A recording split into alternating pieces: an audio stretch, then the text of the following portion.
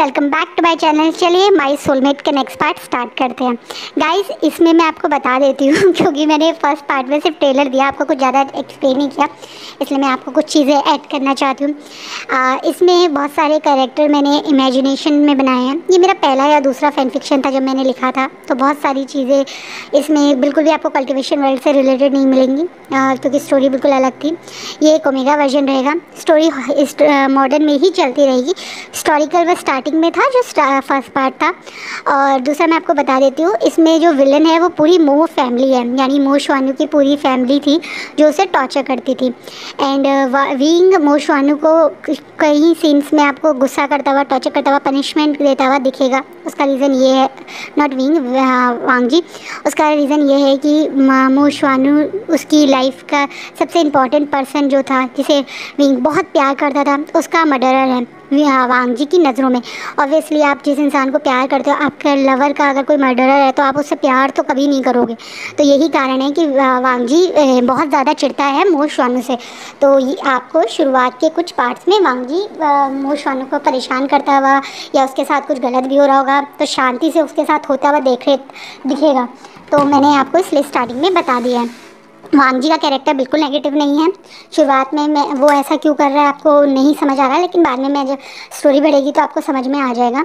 चलिए story start करते हैं। अब विंग उस हॉस्पिटल रूम में अकेला बैठा है और कुछ समझ नहीं पा रहा है कि ये हो क्या रहा था, ये सब कुछ क्या हुआ। यानी मो श्वानु की फादर और उसकी सिस्टर क्यों मो श्वानु को अकेले में कुछ अलग तरीके से बिहेव करते हैं और अब सामने अलग तरीके से बिहेव करते हैं, ये भी वो सोच रहा है। क्योंकि उसके सामने अब 2-3 बार जब भी डॉक्टर के सामने उसके फादर होते हैं तो ऐसा दिखाते हैं कि वो मो श्वानु की केयर करते हैं, और वहीं मिमी भी मो श्वानु की एक तरीके से केयर करती है, ऐसा शो करती है। लेकिन अकेले में ये दोनों उसको धमकाते रहते हैं। ये चीज़ विंग को इन 4-5 दिन में महसूस हो गई है। इन 4-5 दिन में जब तक विंग इस हॉस्पिटल में एडमिट था, अब विंग को ये भी समझ में आ गया है कि जब तक वो यहाँ रहेगा तो वो कुछ भी नहीं जान पाएगा। इसलिए अब वो भी जल्द से जल्द घर वापस जाना चाहता है। घर के कुछ सामानों से ही वो या आसपास के लोगों से ही वो मो श्वानु के बारे में सब कुछ जानना चाहता है। क्या हो रहा है मो श्वानु के साथ, ये क्यों मो श्वानु के साथ हो रहा है, वो सब जानना चाहता है। आज विंग को लेने हॉस्पिटल से घर तक छोड़ने के लिए कोई नहीं आता, बल्कि एक मतलब कहते हैं ना, ड्राइवर ही आता है। ये चीज़ देख के विंग को थोड़ा शॉक भी लगता है। 2-3 दिन से तो मिमी यानी मिमी जो मतलब मो श्वानु की छोटी बहन है, वो और मास्टर मो आते रहते थे, लेकिन आज तो वो दोनों भी नहीं आए। एक तरीके से जैसे कोई उसे महसूस कराने के लिए कि उसके घर वापस जाने पे उन लोगों में से किसी को भी कोई इंटरेस्ट नहीं है, यही शायद वो शो करवाना चाह रहे हैं। इसी कारण आज कोई इसे लेने नहीं आया। विंग यही सोच रहा था, लेकिन विंग इन बातों पे ना ध्यान देते हुए अपने गोल पे, जो उसे इस समय मो श्वानु की लाइफ के बारे में जानना है, घर जो पहुँचते उस पर ध्यान रखता है और वो ड्राइवर के साथ चला जाता है। वो देखता है इस नए वर्ल्ड को तो काफ़ी शौक हो जाता है। ये वर्ल्ड बिल्कुल अलग है, यहाँ बड़ी बड़ी बिल्डिंग्स हैं, अलग सी सवारियाँ हैं। विंग को भी एक कार में बैठ के ले जाया गया है। विंग को तो 5 मिनट लगती है ये समझने में कि कार का गेट खोल के कैसे अंदर बैठा जाता है। जब ड्राइवर, वो तो बाहर खड़ा होकर उसे घूरता ही रहता है, जब ड्राइवर आगे आके उसके लिए गेट खोलता है, इशारे में उसे अंदर जाने के लिए कहता है। अंदर जाके जब विंग बैठता है, गाड़ी को मूव करते हुए देखता है, विंग को ये चीज़ें बहुत एक्साइटेड लग रही है। सच्ची यही कहे तो विंग को तो बहुत मज़ा आ रहा है इस नए वर्ल्ड में, नई नई चीज़ें देखने में, नई नई चीज़ें एक्सपीरियंस करने में। He is really enjoying this time. सच कहे तो बहुत ज़्यादा एंजॉय कर रहा है वो। छोटे बच्चों को जैसे फर्स्ट टाइम शहर में घुमाने के लिए लाते हैं ना, ऐसी एक्साइटमेंट विंग की आंखों में दिख रही है। वो विंडो से बाहर सारे नज़ारे देख के बहुत खुश हो रहा है, इधर देख रहा है, उधर देख रहा है। ड्राइवर भी समझ नहीं पा रहा है कि ये मो श्वानु किस तरीके से बिहेव कर रहा है। ये ड्राइवर मो श्वानु का ही ड्राइवर है, जो लैन फैमिली ने उसे दिया हुआ है। अधिकतर यही मो श्वानु के साथ रहता है। वो मो श्वानु जो हमेशा डरा रहता है, कांपता रहता है, चुप रहता है, घबरा के बस मुंह नीचे करके गाड़ी में बैठ के एक जगह से दूसरी जगह जाता है, ऊपर नज़र करके भी नहीं देखता। बट ये भी तो बिल्कुल वो मो श्वानु नहीं लग रहा, ये तो बिल्कुल अलग मो श्वानु है, बिल्कुल डिफरेंट मो श्वानु। विंग अब ये चीज़ देख के थोड़ा शौक भी होता है। मतलब विंग को ये सारी हरकतें करते देख के वो ड्राइवर थोड़ा शौक तो होता है, लेकिन सोचता है कि शायद कुछ सर पे चोट वोट लग गई होगी, इस कारण ये ऐसा बिहेव कर रहा है। वो यही सोच के अब लैन मेंशन के सामने गाड़ी ला के खड़ी कर देता है। विंग देखता है कि एक बड़ा सा मेंशन है। विंग को समझ में आ गया शायद उसे बाहर मतलब यही मोशवानू का घर है। अब वो ड्राइवर दोबारा से विंग के लिए डोर खोलता है और विंग उस गाड़ी से निकल के खुद ब खुद सीधा चलने लगता है। वो बेवकूफ़ ये भी ध्यान नहीं देता कि मेन डोर वो है और साइड वाला डोर तो सर्वेंट वाला एरिया वाला डोर है। एकदम से वो पर्सन मतलब वो ड्राइवर विंग को रोकता, बोलता है कहाँ जा रहे हैं मास्टर आप? अब विंग रुक के उस पीछे की तरफ देखता है और हंसते बोलता है ये घर ही तो जा रहा हूँ मैं। अब तो एकदम से वो ड्राइवर उसे रोकता है, बोलता है कि आप गलत जा रहे हैं, घर इस तरफ। विंग अपने चेहरे पे ऑकवर्ड से स्माइल देते हुए देखता है वो मेरी तबीयत ठीक नहीं ना, शायद गलती हो गई ऐसे करके बेचारा विंग अपनी एम्बैरेसमेंट छुपाते हुए, अपनी गलती छुपाते हुए तब ड्राइवर की तरफ देखने लगता है। ड्राइवर समझ रहा है कि शायद इन्हें कन्फ्यूजन हो रही है, इसलिए वो खुद गेट खोल के विंग के साथ अंदर आ जाता है। विंग भी ड्राइवर के पीछे पीछे उस घर के अंदर आता है और जैसे ही घर में घुसता है तो शॉक के मारे उसका मुंह बड़ा हो जाता है। ये एक बहुत बड़ा महल सा लग रहा है जहाँ बड़े बड़े झूमर हैं, बहुत बड़े बड़े से सोफे रखे हुए हैं, सब कुछ मॉडर्न है पर उसके साथ साथ सब कुछ बहुत ग्रैंड है, जैसे कोई बहुत बड़ा महल हो। विंग को समझ आ गया है कि शायद ये मोशवानू जो है वो एक रिच फैमिली से बिलोंग करता है। विंग ये सोच ही रहा था तभी दो लोग उस एरिया में एंट्री करते हैं। ये दो लोग कोई और नहीं बल्कि मैडम लैन और लान शिचैन थे। लान शिचैन और मैडम लैन को यहाँ देख के विंग को थोड़ा शौक लगता है, क्योंकि उसके टाइम पे तो मैडम लैन की पहले ही डेथ हो गई थी, यानी जब मतलब वांगजी और शिचैन बहुत छोटे थे ना तभी। पर यहाँ पे उन्हें जिंदा देख के विंग को खुशी होती है, ये सोच के कि लंजा के पास अब एक मदर है, यानी लंजा के बचपन अब वैसा बचपन तो नहीं बीता होगा जैसा पहले बीता था। वहीं लांग शिचैन इस नए मॉडर्न वर्ल्ड में भी उतने ही हैंडसम है, उनके चेहरे पे वही स्माइल है। ये देख के विंग के मन में खुशी होती है, लेकिन जैसे ही वो दोनों वहाँ पे विंग को या ये कहते हैं मोशवानू को देखते हैं तो उन दोनों की चेहरे की स्माइल गायब हो जाती है और वो गुस्से में उस ड्राइवर को देखते बोलते हैं तुम यहाँ रूम अंदर क्या कर रहे हो, तुम्हारा काम बाहर से बाहर का ही है ना। तो बेचारा ड्राइवर घबराते हुए सर नीचे करते हुए बोलता है वो मास्टर थोड़ा कंफ्यूज हो रहे थे तो मैं इनकी हेल्प के लिए अंदर तक आ गया। इस बात पे एकदम से मैडम लैन बोलती है तुम यहाँ से जाओ, और जैसे ही वो वहाँ से जाते हैं तो मैडम लैन गुस्से में मोशवानी की तरफ देखती है, बोलती है क्या कन्फ्यूजन थी तुम्हें, इतनी साल से यहाँ रह रहे हो उसके बाद भी तुम्हें अंदर आते हुए इतनी दिक्कत क्यों हो रही थी? क्या साबित करना चाहते हो तुम दुनिया के सामने कि हम लोग तुम्हें परेशान करते हैं? कितना झूठे इंसान हो तुमने वैसे भी झूठे स्टेटमेंट देने की आदत से बाज तो आओगे नहीं। अब भी लोगों के सामने ये सिंपैथी कार्ड खेलना बंद करो मोशवानू, तुम्हारी असलियत हम बहुत पहले से जानते हैं। तुमने जो करा है उसके कारण मेरे बेटे ने जो सफ़र किया है ना, उसका कोई भी तुम्हारा ये नाटक संभाल नहीं सकता है। मेरा लंजा पहले जैसा बिल्कुल नहीं रहा, सिर्फ तुम्हारी वजह से। मेरा लंजा जो हंसता था, स्माइल करता था, खुश रहता था, मुझे अपनी फैमिली को इतना प्यार करता था, उसे तुमने एक कोल्ड हार्टेड पर्सन बना दिया है, एक पत्थर दिल बना दिया है। तुमने मेरे वांगजी की पूरी की पूरी लाइफ बर्बाद कर दी है, और उसके बावजूद भी तुम्हारा ये विक्टिम कार्ड खेलना बंद नहीं होता। इसी समय अपने रूम में चले जाओ, इससे पहले कि मैं गुस्से में तुम्हें और कुछ सुनाऊं। मैं तुम जैसे इंसान से बात करके अपनी एनर्जी वेस्ट नहीं करना चाहती। ये बात बोलने के बाद मैडम लैन गुस्से में वहाँ से चली जाती है। विंग अब शॉकिंगली वहाँ खड़ा है और सोच रहा है क्या विंग इस मोशवानू ने क्या किया है? क्यों सब लोग इस मोशवानू से इतना चिढ़ते हैं? क्या कारण है कि मोशवानू को जो देखता है इस पे गुस्सा करता है, इस पे नफरत करता है, इस पे चीखता और चिल्लाता है? क्या मोशवानू कोई गलत इंसान था? क्या मोशवानू ने कोई बहुत बड़ी गलती करी है? लेकिन विंग जिस मोशवानू से मिला था उस पर्सन की आंखों में तो कहीं नहीं ऐसा लग रहा था। विंग लोगों की आंखों को पढ़ना जानता है। वो उस सोल से यानी मोशवानू के सोल से जब मिला था तो देख सकता था कि उसकी सोल कितनी खुश है इस बॉडी से फ्री होकर, लेकिन अब विंग की सोल उतनी ही स्ट्रेस में और परेशान है। अरे क्या मुसीबत है ये मोस्वानु, कोई इसके बारे में कुछ बोलता ही नहीं। जब बोलते हैं बस इसे गाली देना, इसे इंसल्ट करना, इस पर चीखना और चिल्लाना, बस यही करते हैं। कोई इंसान इससे सही से बात नहीं करता।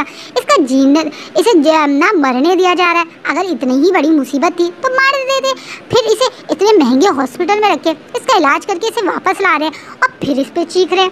ये करना क्या चाहते हैं इस मोस्वानु के साथ? विंग बेचारा अपनी ही क्वेश्चंस में गुम था। उस बेचारे को यहाँ आपको ये भी नहीं बता पा रहा है कि विंग का रूम कौन सा है। विंग ना चाहते हुए भी इधर उधर देखता है। उसे समझ में आ गया है कि यहाँ पे उसकी मदद करने वाला कोई नहीं है। इसलिए विंग धीरे धीरे से इस घर को खुद ही एक्सप्लोर करने की सोचता है। वो इधर उधर देखता है कि ये रूम मतलब मेंशन बहुत बड़ा है। इस मेंशन में नीचे के सारे रूम्स तो यानी सिर्फ एक बेडरूम है, और जिसमें उसने देख लिया कि मैडम लैन गुस्से में गई हैं तो वो ऑब्वियसली मैडम लैन का ही बेडरूम है। उसके अलावा बाकी स्टडी रूम है और गेस्ट रूम्स हैं। गेस्ट रूम्स इसलिए हैं क्योंकि उनमें लॉक लगा हुआ है, तो ऑब्वियस है कि लॉक लगा हुआ तो किसी का रूम होगा नहीं। तो वो यही सोच के सेकंड फ्लोर पे आता है और वो पहला ही रूम का डोर खोलता है। और जैसे ही वो उस रूम का डोर खोलता है तो शॉक हो जाता है। वो रूम पूरी तरह से उसी की पिक से भरा हुआ है। हाँ, वो रूम मतलब विंग की पिक से भरा हुआ है। विंग के रियल फेस, यानी जो विंग का रियल फेस है उससे भरा हुआ है। इसमें विंग के बहुत सारे पिक्स हैं। विंग खुद की पिक्स देख कर बहुत शौक है, क्योंकि विंग इनमें मॉडर्न कपड़ों में है, जिसमें विंग मॉडर्न वर्ल्ड की यूनिफॉर्म में है, यानी स्कूल यूनिफॉर्म में है। विंग और वांग जी एक दूसरे के साथ बहुत सारे कपल फ़ोटोज़ में हैं। कुछ फ़ोटोज़ में वांग जी विंग को किस कर रहा है, कुछ फ़ोटो में उन दोनों ने रिंग एक्सचेंज करने की फ़ोटो है। ये देख के विंग का तो पूरा दिमाग घूम जाता है। क्या मॉडर्न वर्ल्ड का विंग और मॉडर्न वर्ल्ड का लंजा एक दूसरे के पार्टनर थे? क्या सचमुच में लंजा विंग के से प्यार करता है? तो फिर मोस्वानु से ये शादी की लंजा ने। और कहाँ है ये मॉडर्न वर्ल्ड का विंग? और ये सारी फ़ोटोज़ जो लगी हुई हैं, ये पूरा रूम पे उसका ध्यान ही घूम रहा था। कुछ गिफ्ट्स, कुछ टॉयज़, कुछ चीज़ें रखी हुई हैं। बेचारा विंग इन्हीं चीज़ों को देख रहा था। सडनली उसे महसूस होता है कि किसी ने उसे ज़ोर से खींच के रूम से बाहर निकाला। जब विंग देखता है तो उसकी आंखें शौक में बड़ी हो जाती हैं। ये कोई और नहीं बल्कि लंजा था। उससे वांग जी बहुत गुस्से में है। वांग जी की आंखें में जैसे आग निकले और वो जोर जोर से चीख रहा है, क्या किया तुमने? तुम्हारी इतनी हिम्मत, तुम इस रूम में गए कैसे? गुस्से में बोल के वांग जी विंग को एक वॉल पे पिन कर देता है और उसका गला जोर जोर से दबाने लगता है और चीख के बोलता है, तुम्हें मना किया है ना इस रूम के आसपास भी आने से, इस रूम में जाने की तुम्हारी हिम्मत कैसे हुई? तुमने मेरे विंग को मेरी लाइफ से दूर कर दिया और अब तुम मेरे विंग के सामान के आसपास घूम रहे थे। तुम्हारी हिम्मत कैसे हुई? क्यों गए तुम वहाँ पे? ये कह के वांग जी इतना गुस्से में है कि उसकी गर्दन दबाने लगता है। वांग जी तो इतने ज़ोर से विंग की गला घोट रहा है कि विंग को बिल्कुल ब्लड दिखने लगा है और वो धड़ाम करके नीचे गिर जाता है। वहीं विंग की जब आंखें खुलती है तो देखता है कि वो दूसरे रूम में है। शायद यही रूम अब मोस्वानु का है। विंग को समझ में आ गया। विंग देखता है कि एक सिंपल सा रूम है। इस रूम में कुछ नहीं है, सिर्फ साइड में कुछ सामान, कपड़े रखे हुए हैं, एक स्टडी टेबल है, साइड में कुछ बुक शेल है। विंग समझ चुका है कि ये मोस्वानु है। विंग को याद आता है कि वो कैसे बेहोश हुआ था। उसे याद आता है कि वांग जी ने कितने गुस्से में उसकी गर्दन दबाई हुई थी। वांग जी शायद उसे आज मार ही देता, पर फिर छोड़ क्यों दिया? विंग को ये समझ नहीं आया। विंग यही सोच में है। पर सबसे बड़ा शौक क्या बोला था लंजा ने कि उसकी वजह से विंग उसकी लाइफ से दूर हो गया है? मतलब क्या मोस्वानु ने ही विंग के साथ कुछ गलत किया है? क्या यही कारण है कि सब मोस्वानु से चिढ़ते हैं? इस मॉडर्न वर्ल्ड के मोस्वानु ने इस मॉडर्न वर्ल्ड के विंग के साथ किया क्या था? विंग इसी कंफ्यूजन में है और अपना सर पकड़ के बैठा है। तभी रूम का डोर खुलता है और एक मेड उसे के लिए कुछ खाना लाती है और साइड में रख के जाने लगती है। तभी विंग तुरंत उसे बोलता है रुको, पर वो मेड बिल्कुल नहीं सुनती। विंग दोबारा बोलता है रुको, मुझे तुमसे कुछ बात करनी है, तुम मेरी बात क्यों नहीं सुन रही हो? पर वो मेड कोई रिएक्शन ही नहीं देती, जैसे यहाँ पे सबने मना किया है विंग से बात करने के लिए। कोई विंग से बात नहीं करेगा, या ये कह दे कोई मोस्वानु से बात नहीं करेगा, ऐसा विंग को महसूस हो रहा है। वो मेड खाना रख के गेट बंद करके चली गई। विंग पीछे से रुको रुको मुझे तुमसे बात करनी है कहता रहा, लेकिन उस मेड पे कोई फ़र्क ही नहीं पड़ा। विंग बहुत ज़्यादा स्ट्रेस में है और सर पकड़ा हुआ है कि यार ये हो क्या रहा है, कोई कुछ बताएगा या नहीं। आदि इस ये लाइफ में ये इतनी सारी मिस्ट्री क्यों चल रही है, कुछ क्लियर क्यों नहीं हो रहा है। बेचारा विंग इसी सोच में है, लेकिन जल्दी से कुछ खा लेता है क्योंकि उसे भूख भी लग रही है। खाने के बाद वो इस रूम में घूमने लगता है, ये सोच के क्या पता मोशवानू के सामान में ही कुछ चीज़ मिल जाए और उसका वो सच मतलब जो उसने सोचा था वो सच भी हो जाता है, क्योंकि सचमुच में मोशवानू के सामान में उसे मोशवानू की डायरी मिल जाती है। शायद कोई और कुछ बताए ना बताए पर मोशवानू की डायरी उसे कुछ बता दे। यही सोच के विंग उस डायरी को खोल के पढ़ना शुरू करता है। चलिए आप और मैं भी जानते हैं मोशवानू की लाइफ में हुआ क्या है, और इस डायरी के थ्रू हम भी कुछ जानते हैं कि मोशवानू को से क्यों वांगजी इतना चिढ़ता है और विंग और मोशवानू का क्या लेना देना है। इस मॉडर्न वर्ल्ड के विंग और मोशवानू से क्या मतलब कहानी है। चलिए स्टार्ट करते हैं। विंग पहला पेज खोलता है तो उसमें मोशवानू ने अपने बचपन के बारे में लिखा हुआ है। मोशवानू ने लिखा हुआ है कि कहने के लिए वो अब मास्टर मोकई रियल सन है, लेकिन उसे कभी वो प्यार मिला ही नहीं। वो हमेशा से इस मतलब मो मेंशन में या मो फैमिली का एक ऐसा बच्चा है जो एक पंचिंग बैग था, यानी उसके मदर और फादर का गुस्सा उतारने के लिए वो पिटता था। उसकी बहन की गलती हो तो वो पिटता था, उसकी बहन सारे ब्लेम्स उसके ऊपर डाल देती थी। उस कहने के लिए पूरी दुनिया के सामने मोशवानू की बहन यानी मोमिनी बहुत स्वीट है, बहुत अच्छी है, पर रियल में वो बहुत बदतमीज़ है, बहुत ख़राब है। वो बचपन से ही वो अपनी सारी गलतियों को मोशवानू के ऊपर डाल देती है। सबके सामने उसने ऐसी इमेज बनाई है कि वो सबसे बड़ा कल्प्रिट मोशवानू ही है, सबसे ख़राब मोशवानू है, पर ये सच नहीं है। मोशवानू को याद है कि जब वो सिर्फ एक 16 ईयर का बच्चा था, यानी आज से करीबन 8 साल पहले, यानी अभी मोशवानू तब उसकी लाइफ नॉर्मल ही चल रही थी। कॉलेज और स्कूल मतलब स्कूल से घर, घर से स्कूल, पिटाई, सबके बीच में ब्लेम लेना, फैमिली गैदरिंग में उसकी इंसल्ट होना उसके लिए नॉर्मल था। पर जैसी भी लाइफ चल रही थी वो जी रहा था, ये सोच के कि एक बार वो ग्रेजुएट हो जाएगा तो यहाँ से दूर रह के वो एक छोटे से फ्लैट में रहेगा। वो यही सोच से जी रहा था, लेकिन उसे नहीं पता था कि उसकी लाइफ एक दिन पूरी तरह से बर्बाद हो जाएगी। जब एकदम से उसके मदर और फादर उसके पास आते हैं और उसे अपने साथ ज़बरदस्ती पुलिस स्टेशन ले जाने लगते हैं। मोशवानू बहुत डर जाता है। तब उसकी माँ उसे प्यार से सर पे हाथ फिराती है। ये शायद पहली लाइफ में पहली बार था जब उसने मदर का फील टच किया था, क्योंकि उसकी मदर ने आज तक कभी उसे प्यार से सहलाया ही नहीं। उसकी मदर रोते बोलती है कि उसकी बहन से एक बहुत बड़ी गलती हो गई है। उसकी बहन से एक कार एक्सीडेंट हो गया है और उसमें एक पर्सन की डेथ हो गई है। ये एक्सीडेंट उसकी बहन यानी जो मिमी है वो मोशवानू से 3 साल बड़ी है, यानी मिमी अभी 19 ईयर की है एंड मोशवानू 16 का था। तो वो अभी अगर एक तरीके से अरेस्ट हो जाएगी तो उसकी पूरी लाइफ बर्बाद हो जाएगी। 16 साल में ही तो है वो, लेकिन अगर मोशवानू ये ब्लेम अपने ऊपर ले लेगा तो वो अभी अंडर एज है, यानी 18 साल से कम है, तो उसे एक बाल कोर्ट में भेजा जाएगा, उसे छोटी मोटी पनिशमेंट मिलके छोड़ दी जाएगी, लेकिन उसकी बहन की पूरी लाइफ बर्बाद हो जाएगी।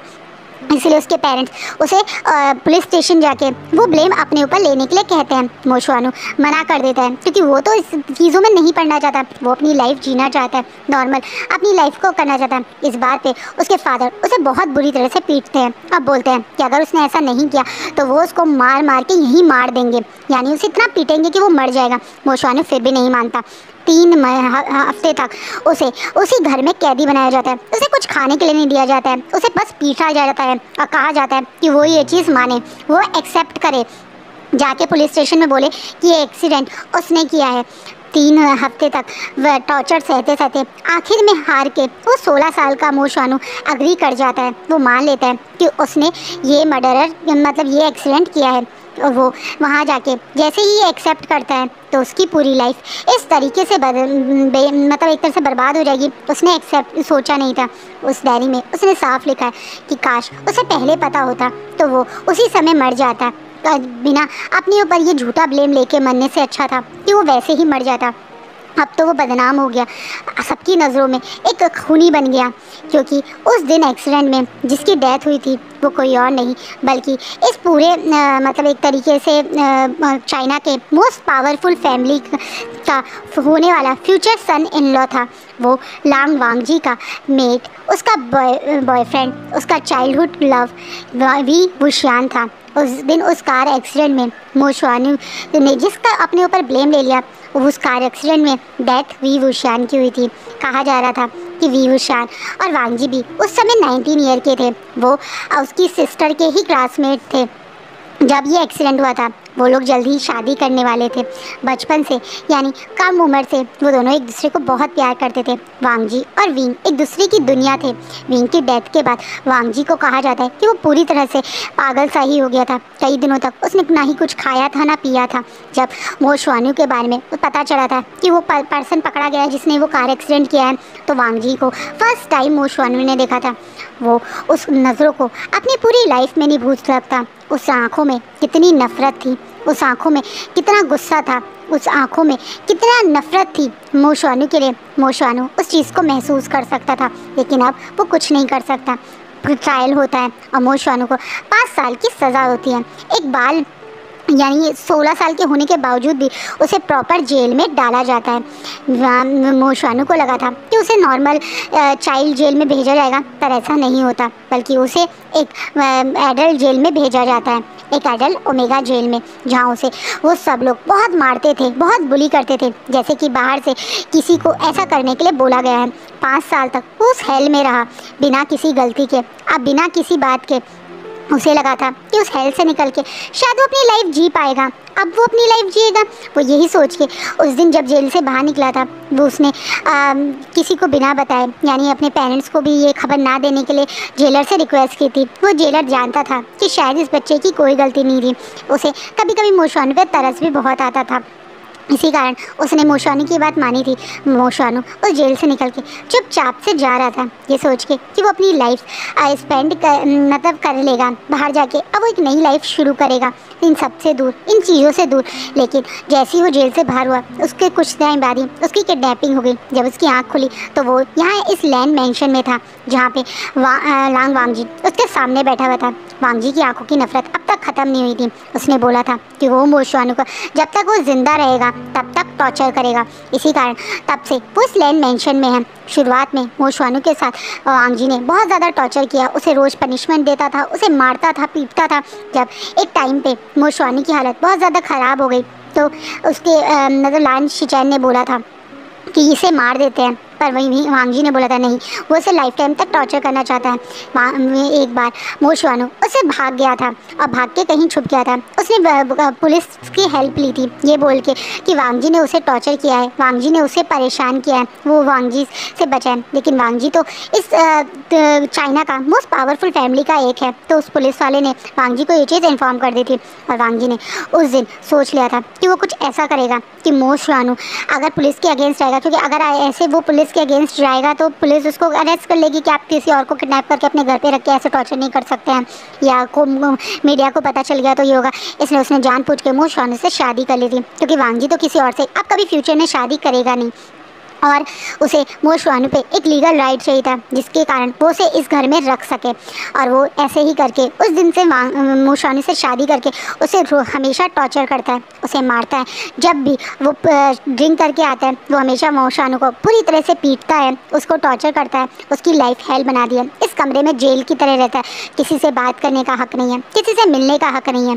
सिर्फ वांगजी को मो शुआनू के मुँह से ये बात सुनी है कि वो सॉरी है, वो सॉरी है विंग को उसकी लाइफ से दूर करने के लिए वो कितना सॉरी है। वो सिर्फ वांगजी शायद मो शुआनू के मुँह से ये सुनना चाहता था। यही सोच के एक दिन मो शुआनू ने बिना अपनी गलती के उस वांगजी से पैर पकड़ के बहुत सॉरी बोला कि इसने ये धोखे में किया है, उससे गलती से हो गया, प्लीज़ उसे माफ़ कर दो। लेकिन वांगजी ने उसे जो बात बोली उसके बाद उसे समझ में आ गया कि ये सब कुछ करा हुआ उसकी बहन का एक प्लान था। हाँ, उस दिन उसके पेरेंट्स ने मो शुआनू से आधा झूठ आधा सच बोला था कि इससे वांगजी विंग ने का कार से एक्सीडेंट हुआ उसकी बहन से।